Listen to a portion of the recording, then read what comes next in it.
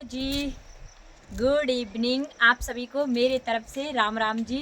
तो आज देख सकते हो मैंने ये लगाई है ड्रेस, क्योंकि ये ड्रेस मैंने बहुत टाइम पहले सिलवाई थी और ड्रेसों को भी लग रहा था कि उनकी मालकिन है नहीं, पहुंच गई ऊपर, लेकिन अब उनको लग रहा है कि उनकी मालकिन जिंदा है अभी। तो मैंने ये लगाई है ड्रेस।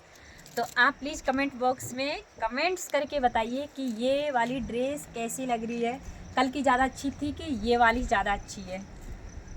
और इधर का व्यू भी आप देख सकते हो, व्यू भी देखो कितना प्यारा है। अब मैं आ गई हूँ इधर रील बनाने के लिए इस ड्रेस में, और हवा इतनी चल रही है, बाल मेरे उड़ रहे हैं हवा में, क्योंकि मुझे बाल खोल के रील बनाना ज़्यादा अच्छा लगता है, इसलिए बालों को बांध के नहीं रखा। चोटी मुझे आता नहीं है बनाना, इसलिए मैंने चोटी बनाई नहीं है।